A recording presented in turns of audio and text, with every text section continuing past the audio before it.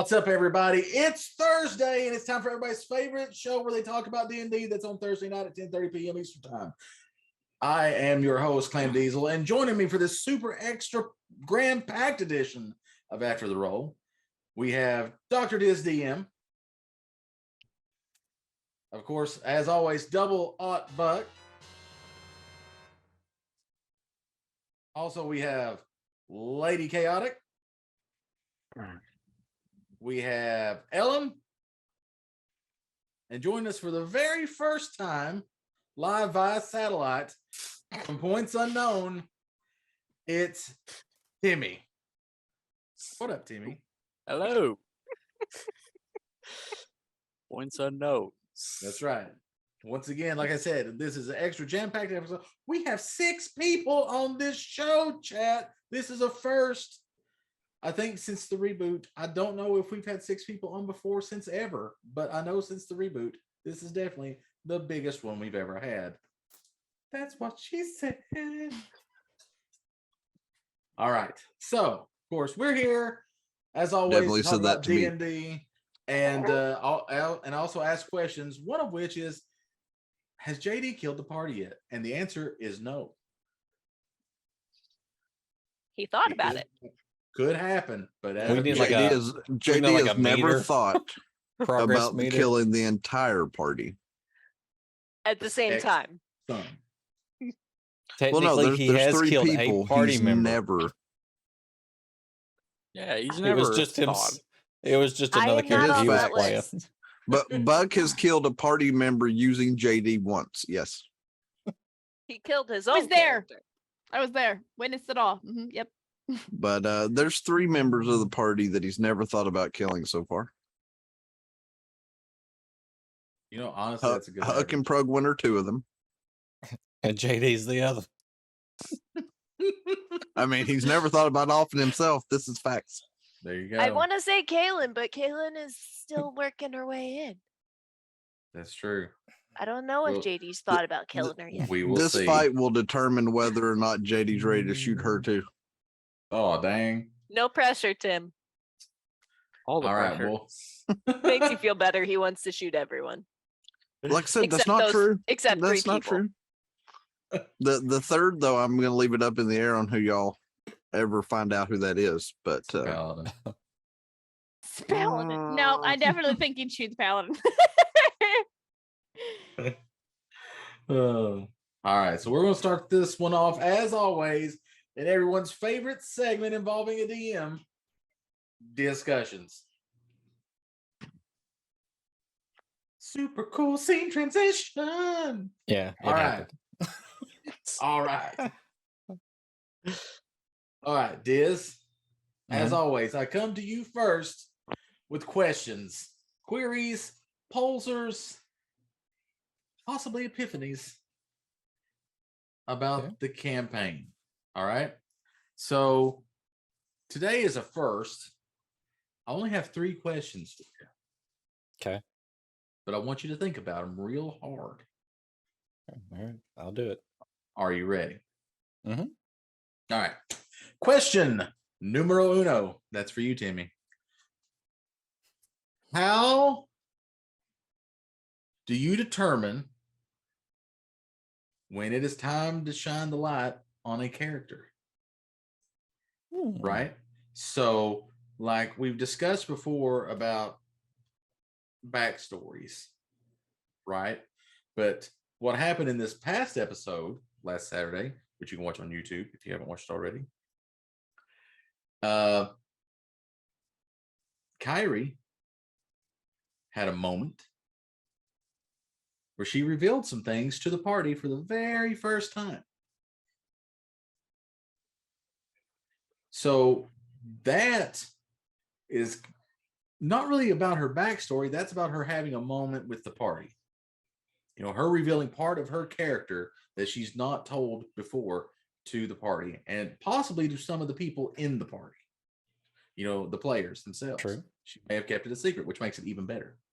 So, like, was this a your thing that you like, hey, Ellen, I would like to do this with your character.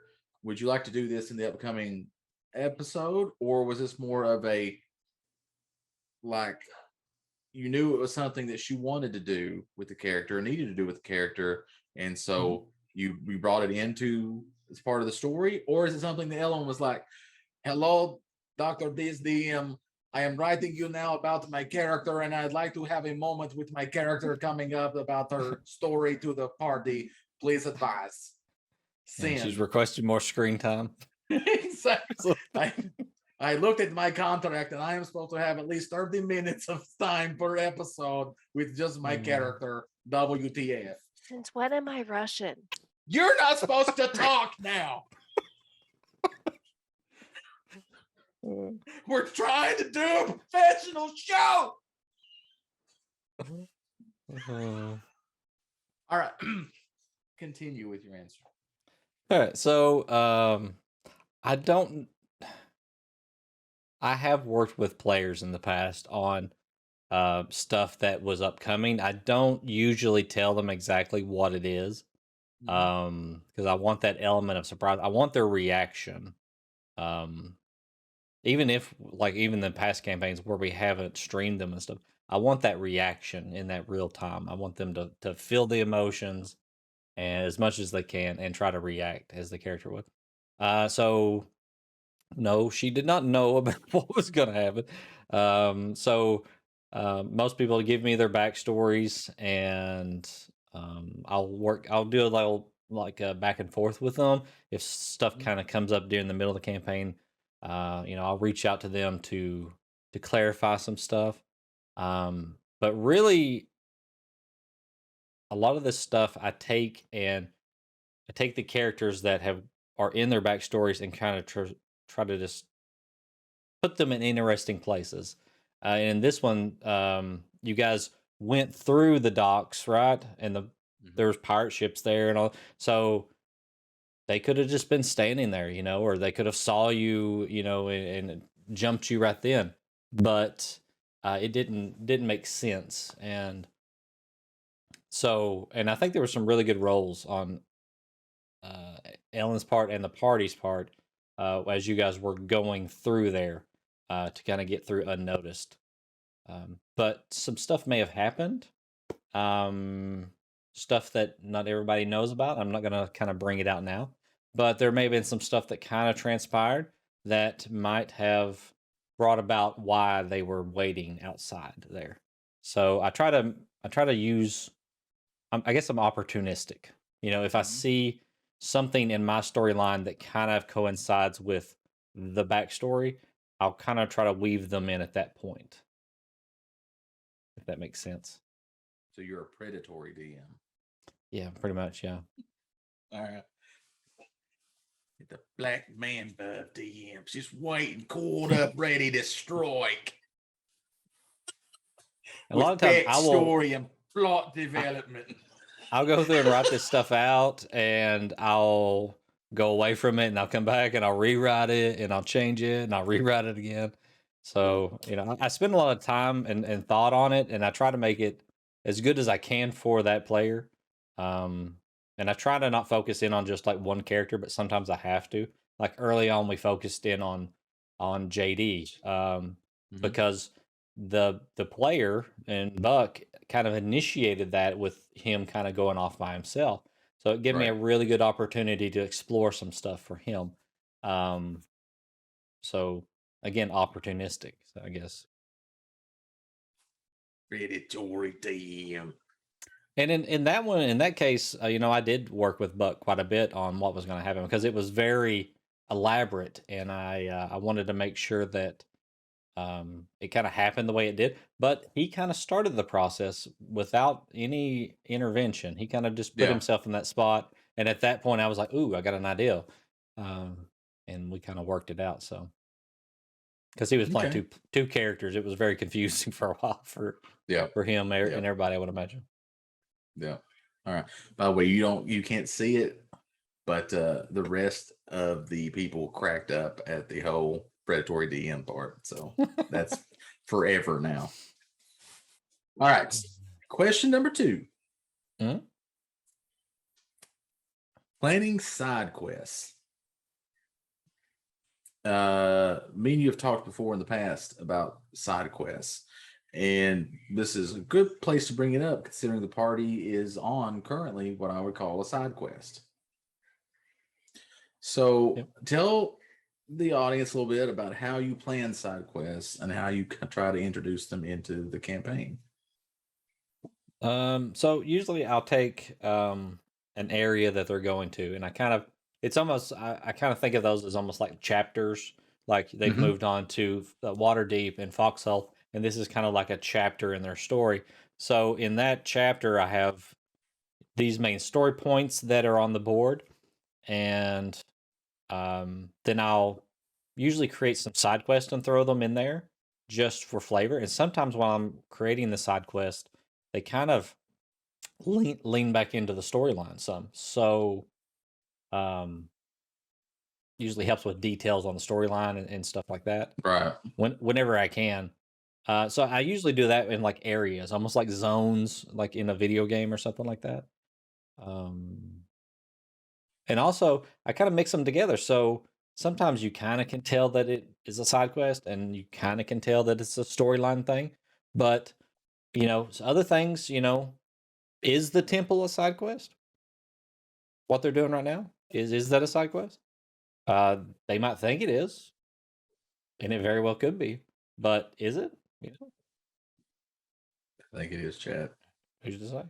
And then there's been other things that have kind of happened throughout. The track all the way over to the docks. Mm-hmm.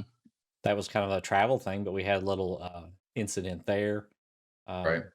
All these little things, I throw them in, and I throw in side quests too, just for fun things. But sometimes you think it's a side quest, and it's not really a side quest, so it can be Right. important. But you also reward the party for going on a side quest. Usually they get extra loot, or like you said, it'll reveal other parts of the story that they may not have known at the time, or just fill in little details that go into greater depth about things they already know that's going on in the world. Yeah, the lore of what's kind of going on underneath of a certain town or a certain NPC or something like that could be a big player later in the game. It could just be building on an NPC, or something like that. So, yep. Also, more risk of death. So that's fun true for everyone. There is a lot of death. Yes. Mm-hmm. I mean, you gotta put fear into them, right? All right. Our last question. It's called giving them the chance to be heroes. That's what it's called. Oh, is that what it is? Yes. Also meaning certain death. Yes. More than right, because they die a hero. And emotional trauma. Yes. That's right. Emotional damage. All right. Third question, and something that we've really not touched on before, but we've had it happen multiple times. Especially in this campaign, it seems. But departures. Mm-hmm. You start a campaign with a certain set of players. By the time you end the campaign, and we learned this firsthand during the first campaign, you always end with that same group of people that you started with. Right. Yeah. The things happen, life takes over and stuff. Like the first campaign lasted 4 years. A lot can happen in 4 years. Hell, in 4 years, you vote on a president. So, yeah. I mean, a lot of things can change in 4 years. So, as the DM, and I know this because at the very beginning, I helped you write this part of your sweeping epic. Mm-hmm. You have a story set up, and you have important points in that story for the characters, right? That tie to their personal character usually, and I know for a fact that you had to change that multiple times. And, here recently we just had a character that a player had to leave because things came up, in real life, and you can't help that. It just happens. It could happen to me anytime, it just happens. So as the DM, how do you handle that? What does that mean for you if a player comes to you and says, "Hey, Diz, I can't be in the campaign anymore for X reason"? what is that on the DM side? What does that entail? So right off the bat, usually, at least after that first campaign that we ran, I tell people up front that when you join the game, you put the character in there and it's your character. But if for Mhm. some reason you have to step away from the game, that character becomes my property, so that I can use them to finish the storyline, kill them off, whatever happens to be the case, whatever Yep. makes most sense for the story. But in D&D, of course, death, can always be turned over, with a wish spell or something from a deity or something like that. So true resurrection later, Yeah. stuff like that. So there's no concern there if like the player, gets freed up from whatever has happened and is able to come back to the game later on. They can have that character, they can roll a new character. I'm pretty easygoing on that stuff. But when a player comes in and says that they want to leave, in the first campaign, it would have been really difficult because I was running a module, but I changed the module a lot. Yeah. To the point where it was almost, by the time we got about halfway through it, it was unrecognizable to the actual module. Yeah. Just taking inspiration from it at that point. But we had people leaving that one, and it kind of messed up my main storyline because I had built the characters into the main storyline. Mhm. So I learned from those mistakes, and now when I'm writing the campaigns, you guys can touch on the main storyline, but it's our biggest fan. He That's can't help true. it. He's so Uh, excited. So the story, their character storylines just kind of arc in and out of the main storyline. So they kind of touch on it here and there, and some of them have nothing to do with the main storyline. So let's say with Yarman, leaving the game, Yeah. or Sly leaving the game, and Yarman. See, I'm still using Yarman at the moment because it didn't make sense just to spontaneously combust Yarman or something, or Yeah. he gets beamed up to the mothership. It didn't really make sense. So we're playing out his story a little bit there, to a point, and then we'll see what kind of happens with Yarman from there. Okay. So, but it doesn't affect the main storyline.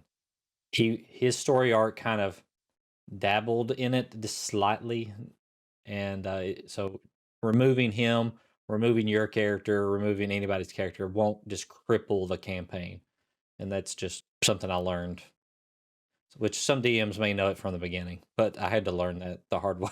So Yeah. with some rewrites in the first campaign we did. All right. All right.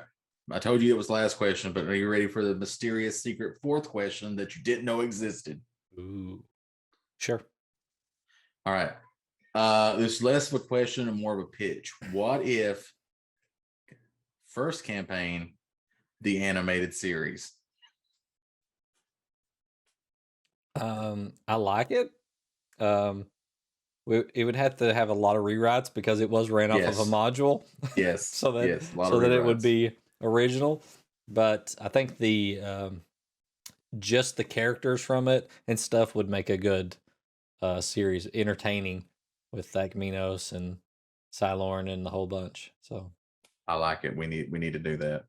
Krillix, it's cursed. Everything's cursed. Yep. I think we should do this. Chat, just spin that as a side note. Animated series. All right. Well, discussions is over. Let's get back to everybody.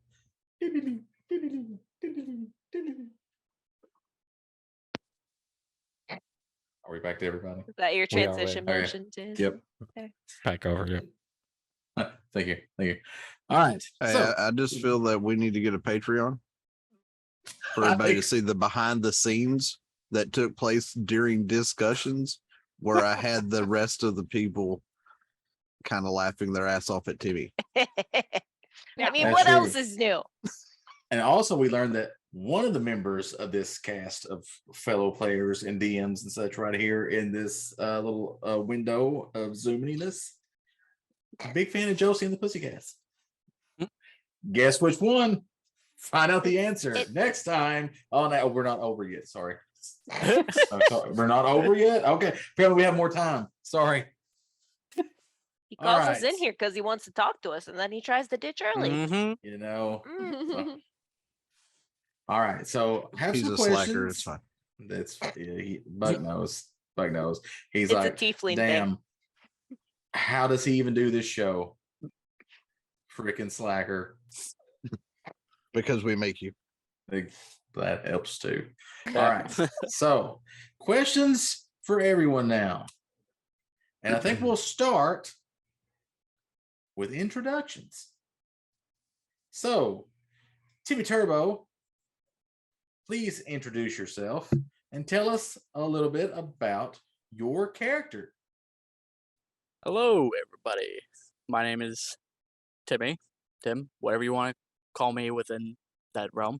My character is a female half-elf barbarian named Kaylin. She grew up pretty much living a pretty quiet, seldom life. Her family was exiled from a elven village before she was born, because of the relationship between her elven mother and her human father. It's very, very taboo. No likes. So they lived a rather quiet, peaceful life until a little bit of a tragedy struck. And I think that's just where I'm gonna leave off there. It's fun to have the story unravel a little bit further as we go on. So, if I get this straight, your character Kaylin Mm-hmm. was born in West Elphadelphia. She was born and raised. In the forest is where she spent most of her days. Keep Gotcha. going. I want to hear this. I was about to say, I don't know. I don't Keep know. going. Keep going. You have to give me a little bit to make an entire song. Next session, Clam. We Also, expect the something to add entire to the song. Patreon. There you go. That's right. Subscribe Full, to the full, Patreon full to song. get within the our song, Patreon. full song with lyrics and everything. All right. Well, And a music Timmy, video. well, I mean, now you're asking. You don't want to get all this moving. I feel like that has to be the next tier up on Patreon to get the music video. That's true. Yeah, you get the music video and feet pics. You can subscribe to the not actually feet pics tier. All right. Well, Timmy, glad to have you aboard. Welcome to the group, of course, and welcome to your first After the Roll. Thank you kindly. We try to So- be real so would serious that- around here. Tier be called extra footage. If you Aha. get feet pics. Boo. Maybe. Oh, that's terrible. Oh, I gotta like That's- that one. That's a Oh. different tier on a different side.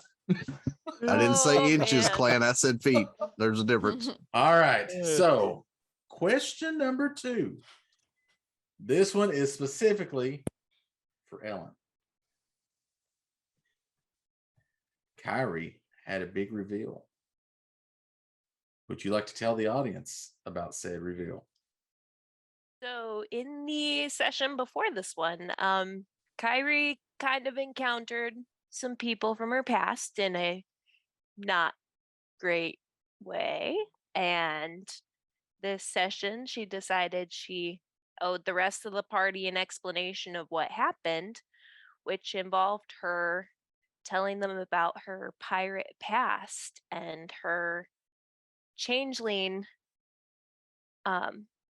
abilities, and she had to reveal that she's basically been on the run for 18 years hiding from her old crew. And it was not an easy reveal for her. I would say not. Were you nervous to tell everybody about that? Were you worried about how some of the party would react, or the entire party would react? So I knew the problem child here. We all knew it was gonna be JD. I'm one of the oldest ones in the group. I'm not a child. You're still the I'm problem just child of the short. group. You're still the problem child of the group. But so fun fact for you, the whole her passing off her weapons to the paladin thing, that was specifically planned to make it so that if JD attacked her, he'd look like a fucking asshole. That was carefully planned. So he'd be viewed as the same as everybody already knows him to be, an asshole. Okay, a more excessively asshole. You would gain a level in asshole. Gain a whole level. Oh man, I wish I'd have known that. I could have leveled up then. You could have got that. Damn You it. could have picked one. Of Is your that a asshole feats. profession for him? Oh yes, just his asshole ability gives him disadvantage on charisma checks. Dang. You heard it here, chat. Don't spec into asshole. But yeah, that was planned in advance that I was gonna be doing that because I had some concerns about Buck Yeah. Yeah. We because his character's a little trigger happy. can be. Yeah. All right. Well, Lady K, Buck, you were both there at the reveal. Kaylin was not. So Buck, we'll start with you. What did you think? And also what did JD think about the big reveal? Well, first off, I take offense to the trigger happy comment because I only shoot people that actually deserve it. I have yet to shoot a party member I pulled a gun on. That is true. You've been there since the beginning, Clan. I haven't shot them yet. That's true. I wasn't about to be the first. Oh, you were about to be the first, unarmed or not.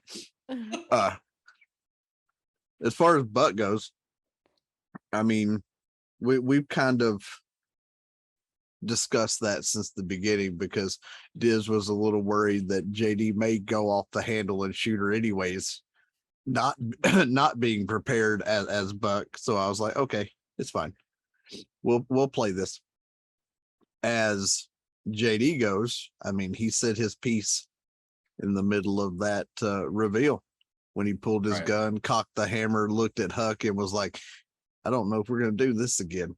Like he was ready to just put her down right there in front of everybody anyways, Mm-hmm. because he's done been burned once. Right. I think Huck's big problem with changelings is he feels them hiding their identity is distrustful, right? So Huck's? did I say Huck? Sorry. Yes. Yes. Yeah. I crossed No, Buck and Huck JD's together. big deal. JD's big deal isn't that they can change and that they hide. That part's fine. Is when you have the opportunity to inform somebody like the first one, and then you, after a whole year, you haven't said anything, and then we find out that the person that changed looks like the person we're going after, and now JD feels like somebody's kidnapped our own party member and is disguised as them.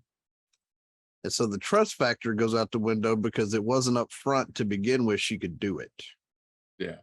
Had she told us to start with, and JD never have seen it until then, it would have probably went over easier because he'd have known even if he didn't know what it looked like.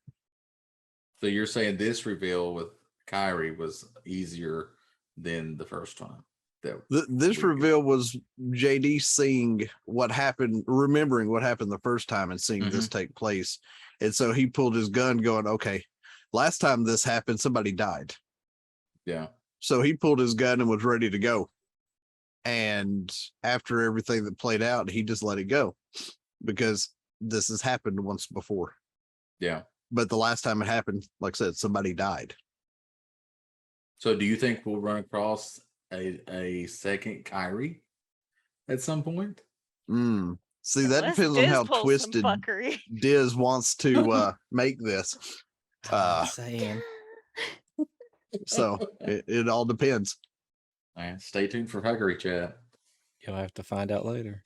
He's already been screwing with me so much lately. You might as well toss another little bit in there. All right, lady, same for you. How did you react to it, and how did Adara react to it? I can't talk today.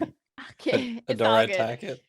Yeah. I feel like I mean me as a me, I really enjoyed it. It was a good moment for her to kind of get out a big part of who she is.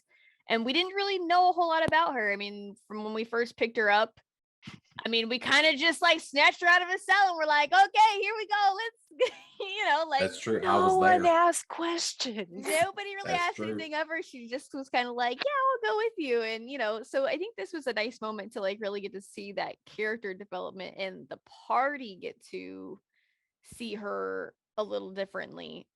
Even though it's obviously a big reveal, I thought it was good to finally like dive into that part of her story.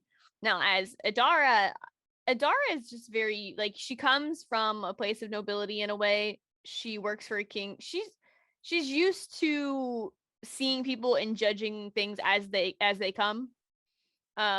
She's not one to she's more lawful good. She's more so willing to let people get to know her and trust them a little innately, so long as they don't give her a reason to not.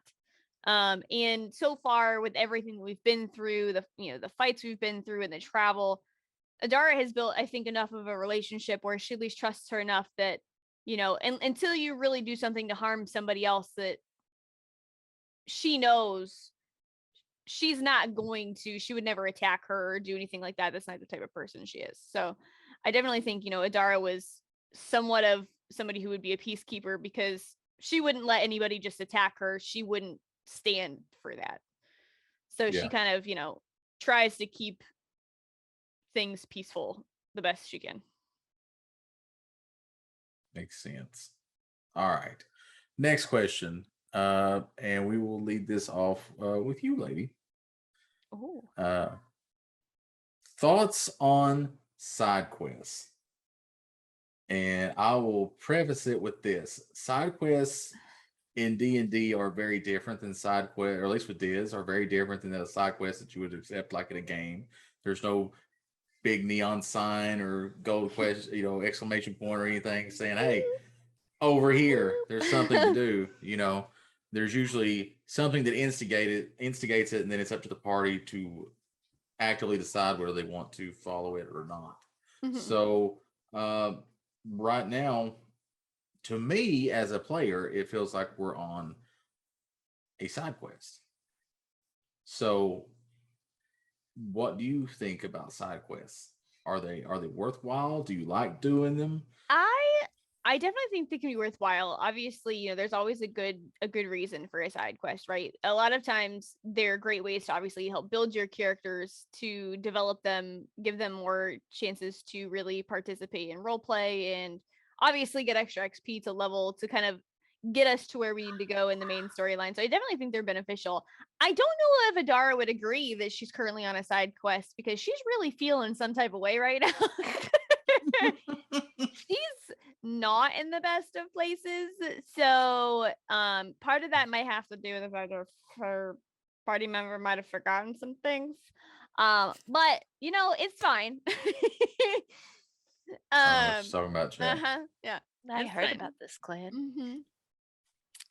Somebody had a +3 to Constitution saves that definitely would have made me pass a couple of my saves, and didn't tell nobody. I don't know what anybody's talking about. Candace. I don't know what anybody's talking about. But yeah, I mean, like I think side quests are a good thing. Now, like I said, whether my character thinks she's on one or not right now, probably not. But we're about to find out if our character dies in a side quest. That's true. As Diz said, there's always a chance of death in a side quest. All right, Buck, what about you? It's the only way to make lore master. That is true. You're not wrong. That is true. Do I need to include achievements in the campaign? Yes. Yes. What kind of question is that? Of course. Yep. I like your answer, Buck. Hold on. You can only have achievements in the campaign if Diz can create a button that every time we actually find or reach one, it goes do do do do do do or something stupid, and he just pushes it every time we get it. That's the only way we're allowed to have achievements. This you have to make the graphic like Final Fantasy 14. It just says achievement unlocked and place the Final Fantasy fanfare. I would do that. I would totally do that because it would make He- sense in this aspect. He hates that chat, by the way. Oh, Tune into I our hate next that show. Why Diz hates Final Fantasy 14 so bad? All right. I mean, so- as far as JD goes, though, Mhm. he doesn't really care for the side quests, only because they have a mission. This Right. takes away, it deviates from the mission. JD is a meat and potatoes guy. Ooh. Follow-up question for Buck. You seem to like side quests, but JD hates side quests. So how do you rectify that between yourself? Easy. I'd tell the two holiest members of the party what the hell happened and let them decide. That is what happened. Let the holy man Because- choose. JD was like, really don't give a shit about this, but a cleric came in a bar looking for us and sat down at my table and said something to me. So I'll pass the word along. He never said one way or the other whether he was willing to go in the temple or not. So to him, the whole party shifted. So he's like, well, there goes the objective for now. And just tagged along with everybody else. There you go. Ellen, what say you? Side quest, yay or nay?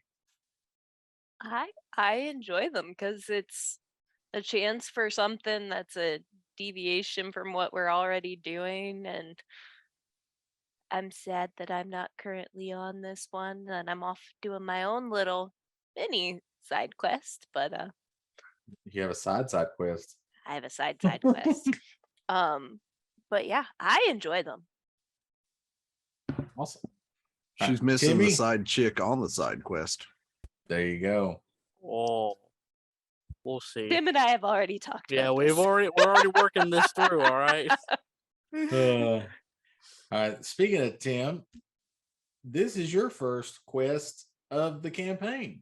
It is. You don't even know what the main quest is. Nope.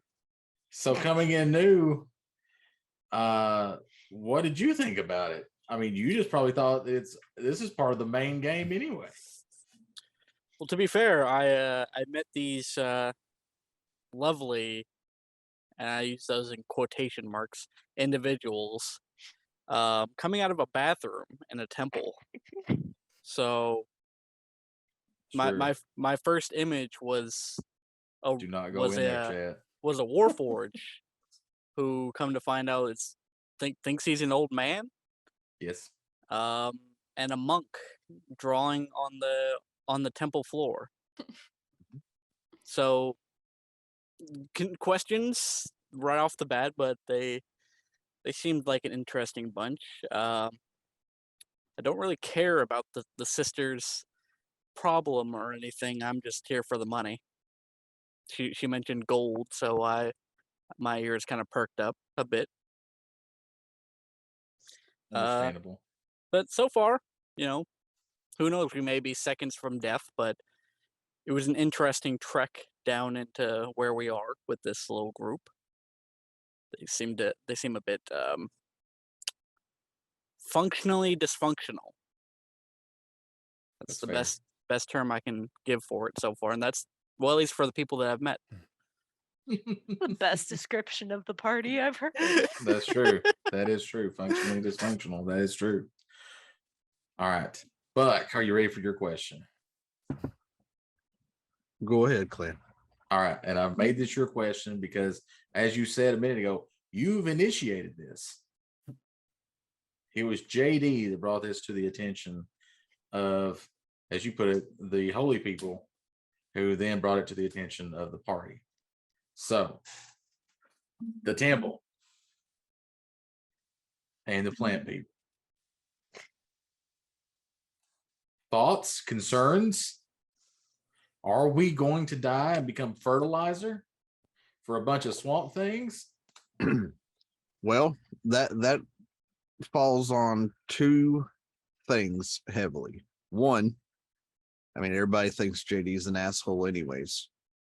But if they listen to him, I will get as many out as humanly possible alive. I already have a plan. If they choose not to listen, well, in JD's mindset, screw them, because I'm not dying for everybody down here because they refuse to listen. I've concocted a plan to get everybody out in one piece. Their roles will probably kill us all, but well, you're on a carpet right now. If you stay on it, we might actually get you out of there in one piece.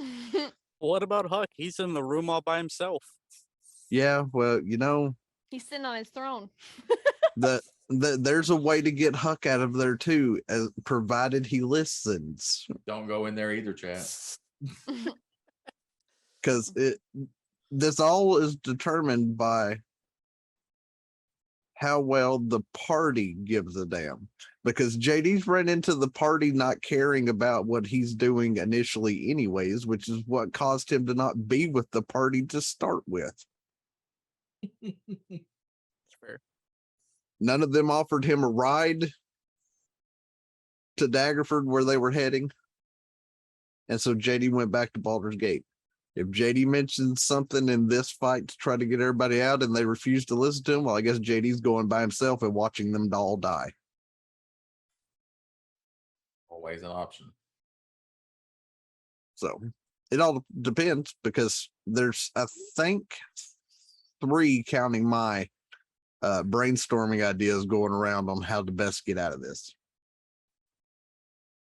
And I'm pretty sure Huck is going to be one of the ones that screws that up alongside Yarman. All right, Timmy, this is your first. This is Battle. writing. I don't like it. I don't like Then when he does I've- this. I've been writing for like 30 minutes now. You just noticed till now. That's true. I keep having It's- ideals. it's I the can't this. stop it. This, what happens? He grabs it, and then he gets real close. You Mhm. see, and then you're like, "Oh God." You think I'm making notes about the encounter, but it's about something else. He's making personal notes about us. He's making plans Yeah. for how to torture me even more. It's fine.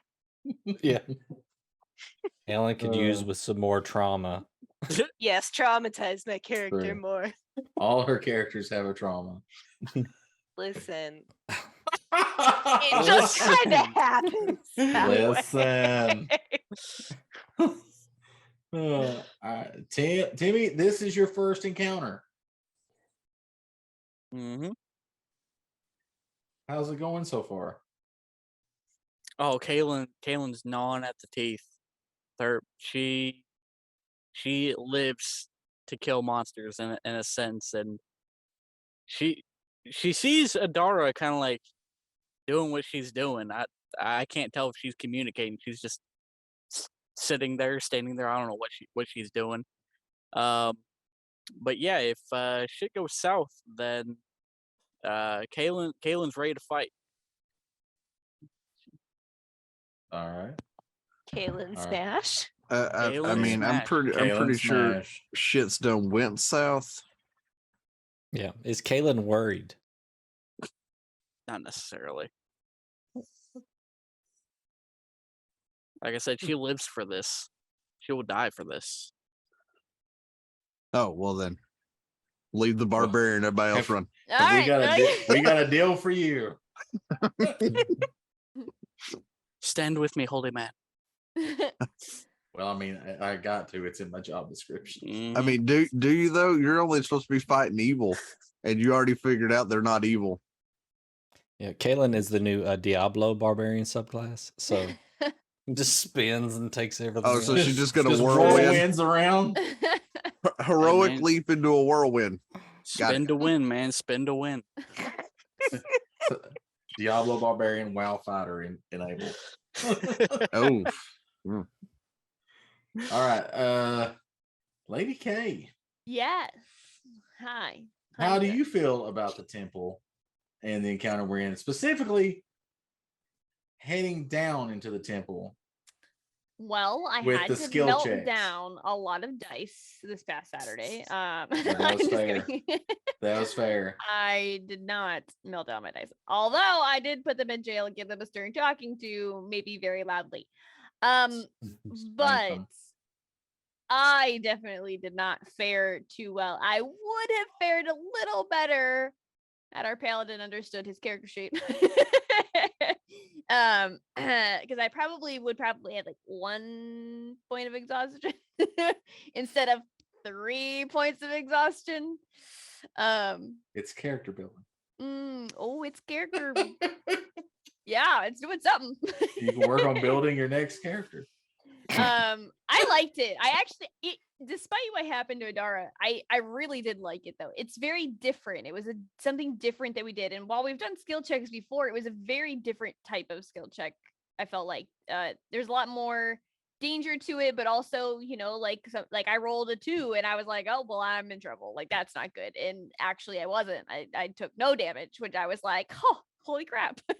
Yep. So, honestly, the way that we played it out, my poor rolls helped me in some ways than others, which was interesting.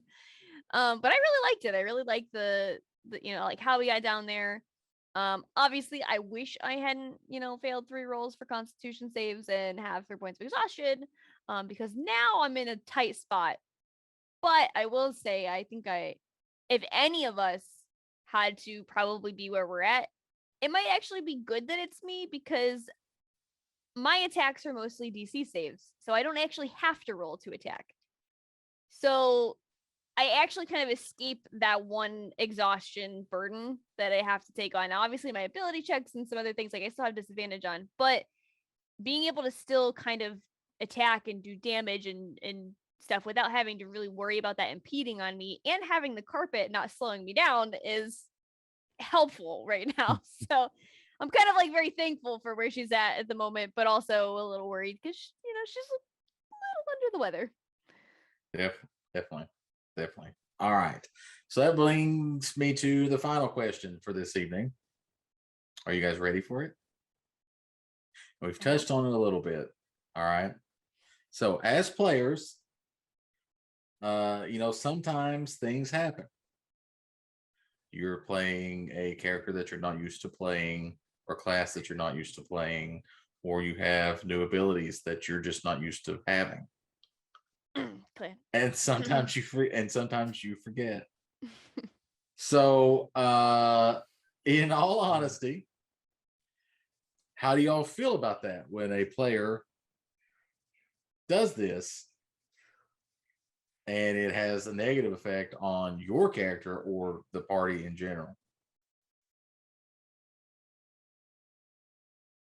I guess that's a lot towards me.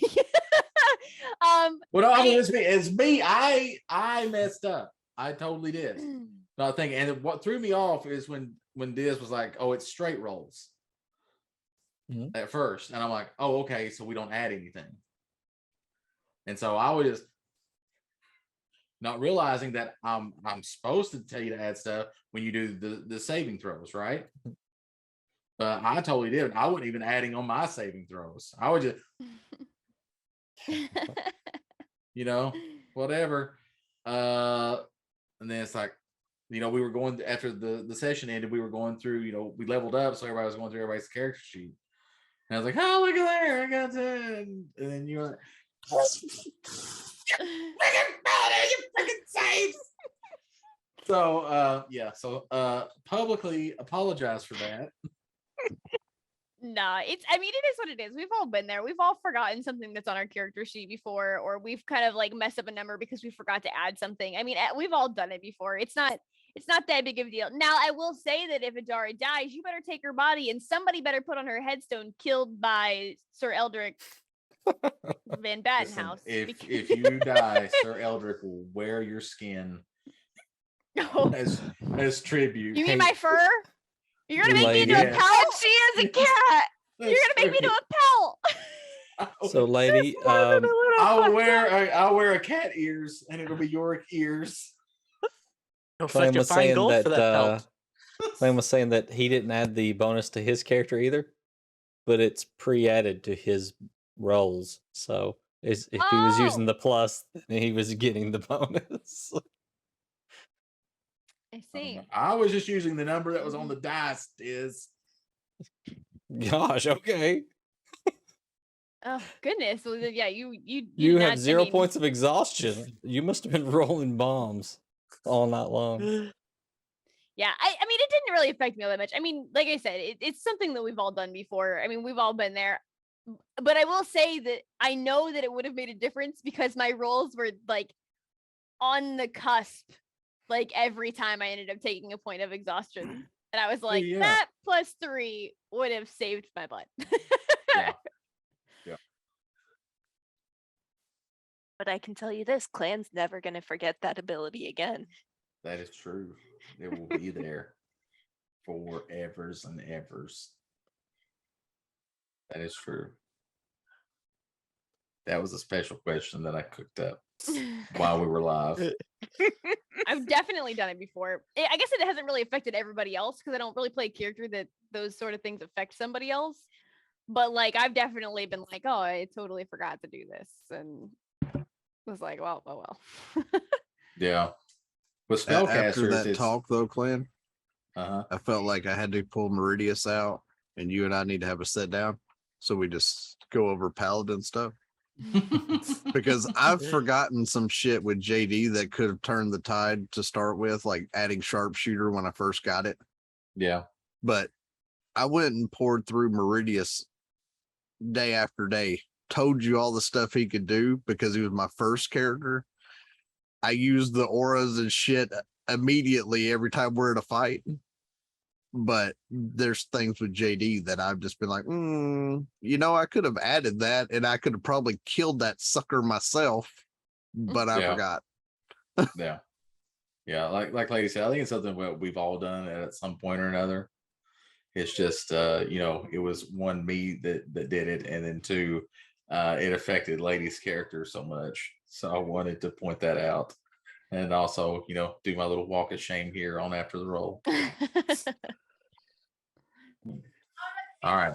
So now is the point of the show where we open up questions to everybody. So DM, if you have a question of the players, now's the time. Players, if you have a question of the DM or me or anybody else, now's the time. Chat, wake up and ask some damn questions. Because now's the That time. was aggressive. I do have questions. Listen, chat knows I love them. They're my favorite chat. Des has his evil smile on for these questions. Okay. Yep. All right. So, Ellen, Mm-hmm. Courtney starts with you. yeah. Did you like the surprise of the character, like development there, or would you rather have been kind of notified of it beforehand? I liked the surprise, honestly, because it was like, oh, there are a bunch of pirates here. Oh no, Diz just did this. He did this, didn't he? Oh shit. But yeah, I had fun with it. Was definitely a good time. And it's like, all right, so this party's starting sooner than I expected it to. Because, with the backstory, you always kind of expect that kind of unsolved shit to come up at some point, but Mhm. I was not expecting it this soon. Yeah. Drama. Let's see, Timmy. Why did you choose the race and class that you chose? So, it was an idea that I've been sitting on for, God, what, Ellen, almost a year now, roughly a year, I'd say. I've When lost I- track of you sending me random character ideas. It was one of the first that I sent you, so it makes sense. But yeah, I've been sitting on this character for probably about close to a year now. I just thought it would be an interesting combination because when you think of the elven side, you think more intellectual, elegant. You think of barbarian. You think of kind of ruthless, not really mannered in a sense. So you put those two aspects together, you could potentially get an interesting character, I'd say. Yep, I like her so far. Thus, Kaylin was born. All right, Just follow wait up until question. Kaylin and Kyrie are friends. Oh, Follow up question. What did you do to that bathroom in the oh, you don't want to know. I mean, Kaylin had a pretty large bore. A couple hours beforehand, went Smells like through dead squirrel in there. went through pretty quick. Oh, God, that was. I'm not sure if a temple was the best place, but Lord, she felt saved as is. When she came out, I heard her say, "Damn enchiladas." Mm, Let's just say if Sir Eldrick had casted his detect good and evil, he wouldn't have sensed anything in the bottom of the temple, but towards the bathroom.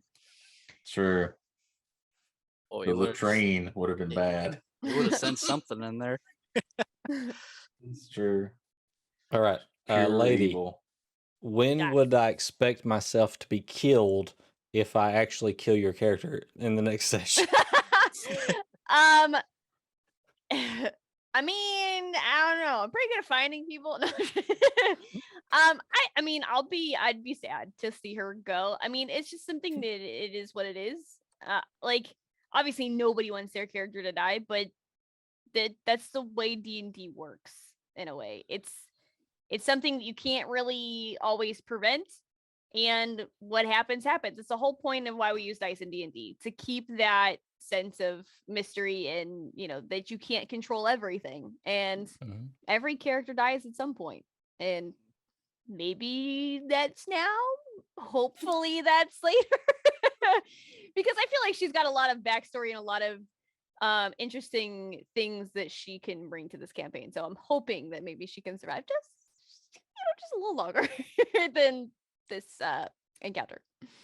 I Yes, agree. I agree. And like the character deaths, they hurt me. Like I feel them.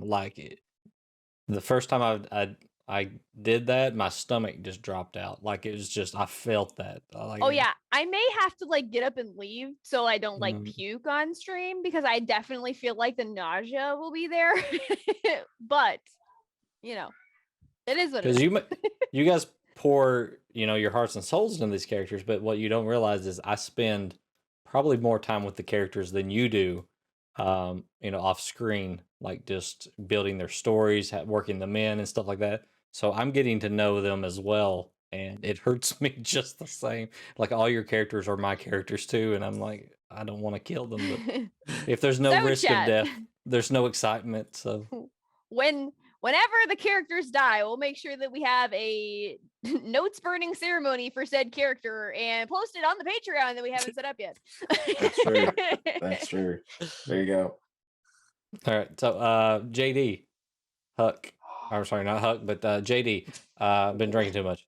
It's not just me. I'm not falling forward. Okay, I am falling forward. Buck, with JD, do you feel neglected? Because I've been paying attention to a lot of the other players' like storylines, and we kind of did his early, and I haven't touched on him for. It's been a little while, at least. I don't know, 6 or 7 sessions, I'd say, maybe, since we touched on it. Maybe not that long. I mean, as far as the story goes, it doesn't phase me one way or the other. If we hadn't have touched anything on JD until far enough that we made it towards his home or whatever, in some weird random event, it wouldn't have mattered.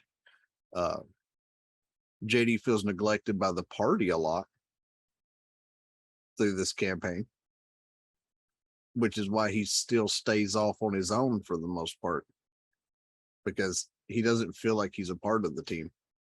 He feels like he is trying to keep them alive, and has his moments where, taking Galen out, diving your back line in the middle of the champion fight, try to save the ones in the back from getting burned to death by fireballs. But I don't think anybody acknowledges they're all like, well, he's the trigger happy asshole that nobody really wants to deal with, but they never acknowledge the fact that he's the one jumping the back line to try to keep shit off of them. Because as a ranged fighter, you usually stay behind your team. But in a few fights that you've seen, JD goes ahead of his team behind them to try to draw their attention and fight them on a separate front. He did it in Icewind Dale. He did it against your champions. But nobody's seeing what he's doing. They're just acknowledging the fact that he's an asshole. Mhm. Kyrie's low-key scared of him. That's why she doesn't talk to him. Yeah, I And- was gonna and- say one of the main things for I think a couple of our characters is that like I don't think Adara doesn't not talk to you, but she also doesn't push you to do those things because she doesn't feel like you are comfortable around them. She's not one to put people into a place where they feel uncomfortable. Same thing with like when Kyrie didn't want to talk about what she wanted to talk about. She wasn't going to make it uncomfortable for her. She got up and she left and she said, if you want to talk about it tomorrow, we'll talk about it tomorrow. And JD is one of those characters who it definitely has a closed off feel. So I feel like a lot of characters don't really know, like they've obviously seen a lot about him and we know that he can be an asshole and he's a little upfront and brutal sometimes.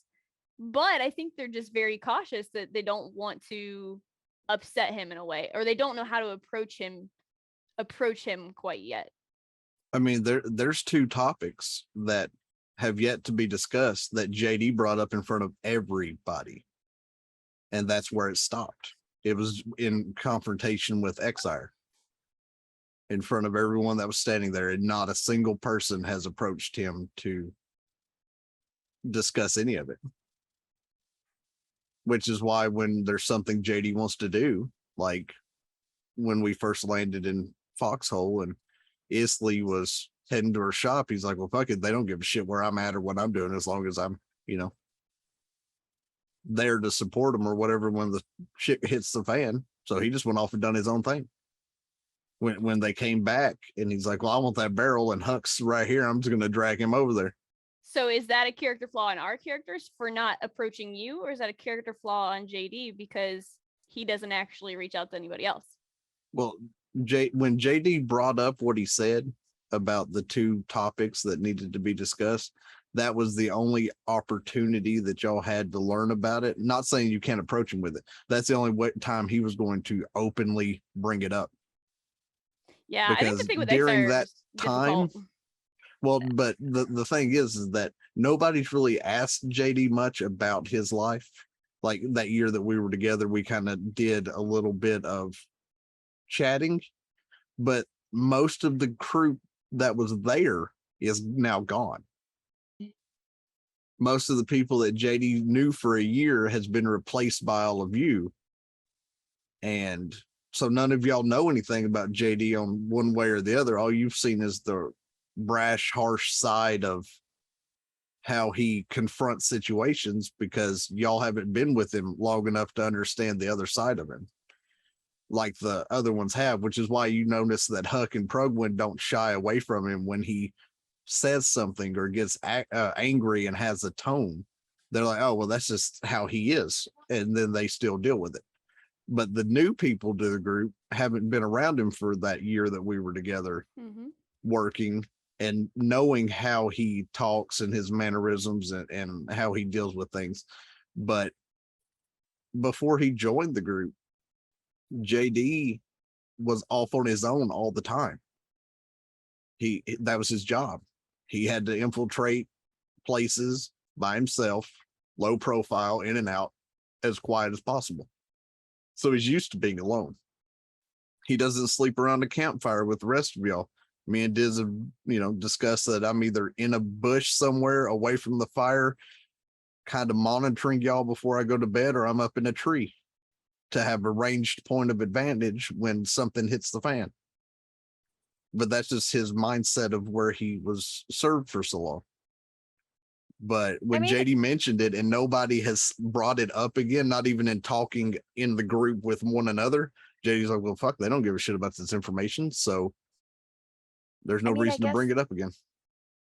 I guess the main thing is the way I look at it, the information that you brought up is most interesting to Exire. And he Oh hasn't no, been no, here. just the vampire part. Right. The other But part like, is about the general, the main quest mission that we're on. right. And Yeah, like, and a lot of us that's don't on know the anything people who about have it. been there. We don't know what the fuck is going on. Like my So- character can't really ask. My character wasn't even there where the vampires were, other than us in the whole confrontation with Exire, you know, and us still not really having any answers from when we left yet. I feel like we hadn't gotten more. Like, we don't know that you have more information, and you know, sure, maybe we should ask, but we don't. Our characters don't actually know that. I know I could ask you, and I could start that conversation, but it just from in my mind, from our characters' mindsets, we wouldn't even know to start that conversation. They wouldn't have that information to pull that into the thing until maybe we get another touch of it. We see another vampire, or we find something that kind of touches back on that, and we're like, oh, this is similar to what you guys saw. Until we kind mean- of reach that point, we're kind of, especially with Exire gone, because that kind of made things a little difficult. He was like the main tie point to that. I'm surprised It's Eldrick hard. hasn't brought it up because he has heard and knows of what a vampire is. And when JD brought it up, Eldrick didn't even bat an eye to look that direction. He Trust was me, Ellen and I are literally curious. waiting. He was literally waiting would for ask the Exire to question, cross the line but it wouldn't make while sense. he was standing there. Yeah. Eldrick was really concerned about trying not to kill people at that point, because there were two characters that were definitely, he was thinking real hard. Yeah, I know who both were. And I was about- going to aid you in one without hesitation. I know. That was it. I thought one character had control of the other character.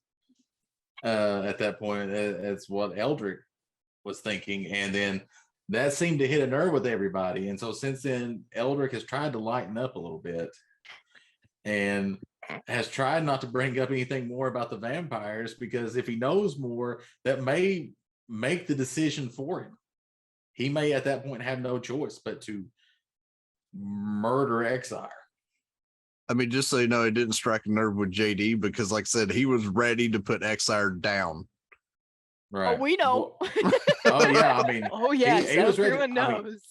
a little behind the scenes thing. I talked to Diz about it before we had that, because I was like, Diz, next session, I'm going to do this. I'm going to, provoke this conversation, and it might not go well. And I said, I'm a lawful good paladin. So if he comes out all blah, blah, blah, I'm going to stab him.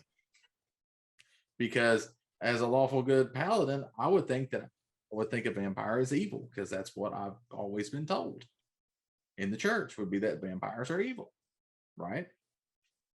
So if he goes all vampire on me, then I'm going to, or says the wrong thing, I'm going to stab him. And also, I think that he's in control of Yarvin. You may not be far from the truth there. So I mean, that's where I was on that, to be honest with you. And I'll be honest up front as well. As a second thing, and this was true in the first campaign. This is true now in this campaign. I don't really take notes.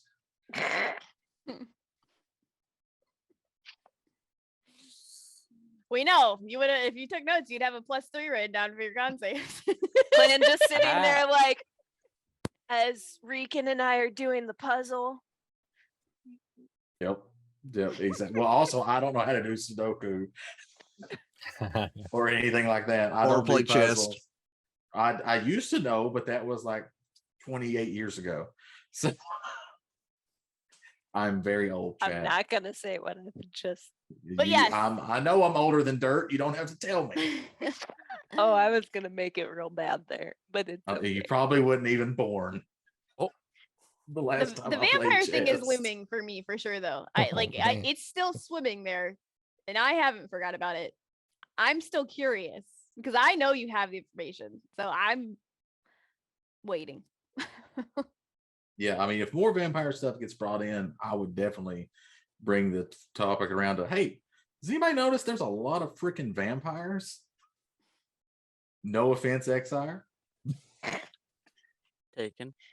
But see, But- as Buck though, I can't even bring up the stuff about Galen to anybody in the party.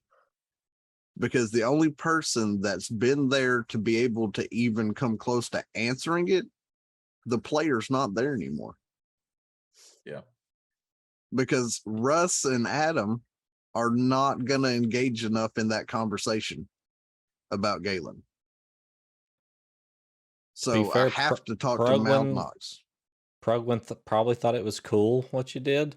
And Huck probably doesn't remember. Well, no, I'm talking about what all Galen was involved in prior to JD showing up and stopping Prugwin from getting cut.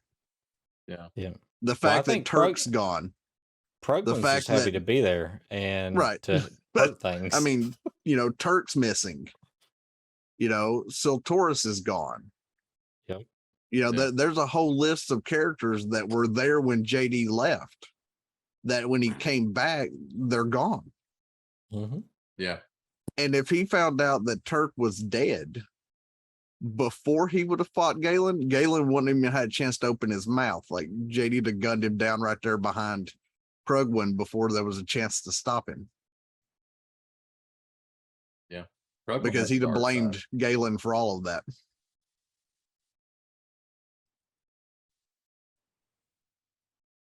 So if Prugwin were real, he would be watching murder documentaries on Netflix. And taking He notes. he really likes murdering when people murder things. I just wonder who's going to crack the outer shell of JD, because his character has more depth than what he's showing at the moment because nobody's dug deeper into him. I'm just curious who that's going to be, or when To it'll get to make that sense for it to happen. But Ooh, So let me that's- touch him. Ooh, let me touch him. That soft nougat center. That's what she said. What if I pick him up? Can I pick him up? I'm pretty tall. I mean, considering how much he carries, it would depend on how much you could lift. She's a Because wizard. not JD has a much. lot a of wizard. shit. Like, hey, G, come sit down on this carpet for a second. Whoop. I mean, His hand. you kind of had an opportunity to try to reach out and draw on some of JD's stuff when we were both on the carpet, but you were too out of it to be able to do I was so. gonna say I was barely conscious. I thought you were going to talk about the time that you were naked from the waist down shooting vampires. I was fully naked, sir, with only a holster on. Vampires can't. Everything was Expected. all out at that window. I will say though. The only one thing is you could only see from here up on JD at the window because of my height. I will That say is true. though, Ellen learned this weekend. I fucking hate missing even part of a session. Mm. The FOMO is unreal. Yeah, if I miss a session, I hate it because I know something big's going to happen while I was away. At least nobody had to play your character, because that would make it even worse. That's true. Why One do you time I think missed I a planned it session, that way? and the DM played my character, and my character beat somebody to death with a stick. Yes, what did you do? I mean, in that regard, though, Mm. Clan, since I've been Russ- playing D&D with Russ y'all, held him down for me. if you missed one session and the DM tried to just outright kill you while you slept, See, Yeah. he secretly hates me. Yeah, I don't know why. because that no that's why I arrowed came you up with right a in plan. the face. See, it's important to be here for all the sessions that you can. Mhm. I just don't discriminate if you're not here, and It's, Or the plan DM will- ahead and make a reason to disappear for half Sure. a session. yeah, my character's moving that day and can't go on the mission with. Or Listen, let's I'm just all coming make back with Stanasi. information. yeah.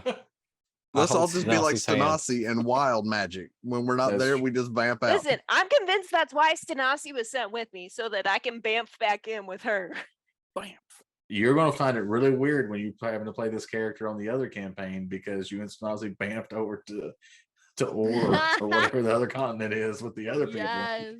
You get to Awesome. meet get to meet Meridius and Mordecai. Good God. All right. Well, has anybody got anything else? Because this went way longer than what I thought it was going to, Chad. I'll be honest with you. I thought we had a 45-minute episode. We've been here for an hour and 20 minutes. And you know What did why we that tell you, is? Clan? What did we tell you? Exactly. It's because we're chatty Cathys. Because We like talk I a think lot. this is gonna be a short one. It's like, dude, we don't shut up. Yeah, I know. It's craziness. Also, somebody had to bring it up about me screwing up with the pluses and everything, like they're taking it personal or some shit. I don't know about that. If she You- let- dies, let me she's just gonna say- blame you. You better have your protection shoes on today, sir. Listen, I can raise the dead as long as it's been within a minute since you died. I can bring you back from the dead. You can if you burned all your spell slots trying to keep them from becoming that way to start with.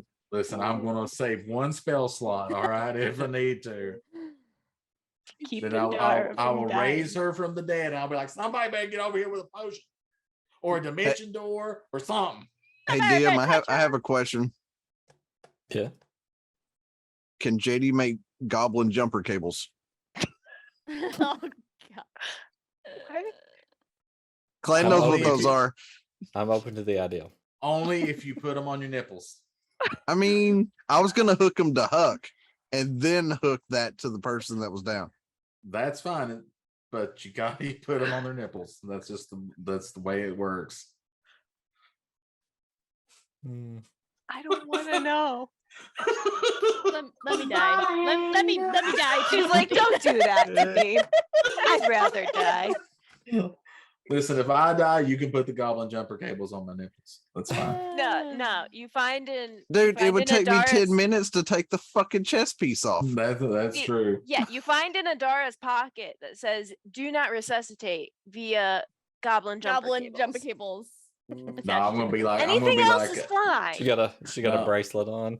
But Yeah. at that Alert. point, Alert. y'all wouldn't even know what those are because JD would have to tinker them into existence.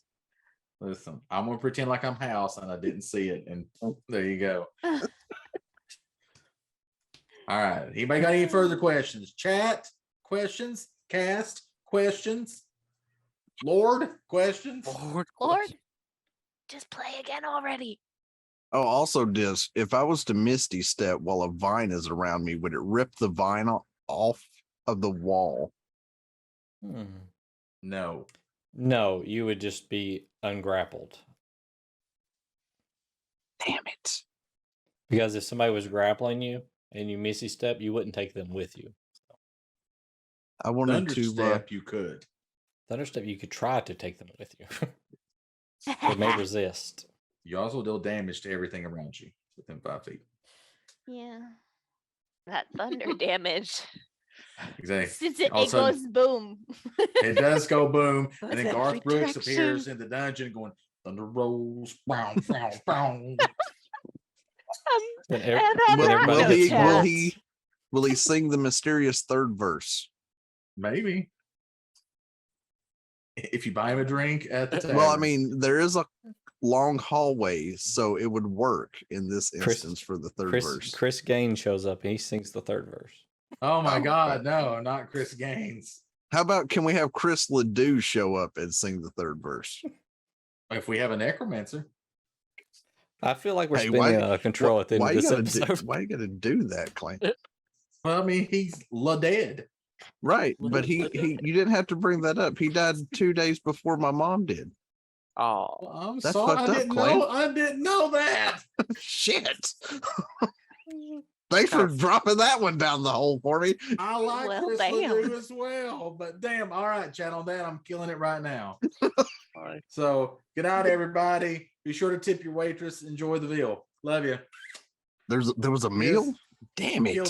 Kill this thing now. Kill, Put out kill on it. the menu. Bye. Play us out.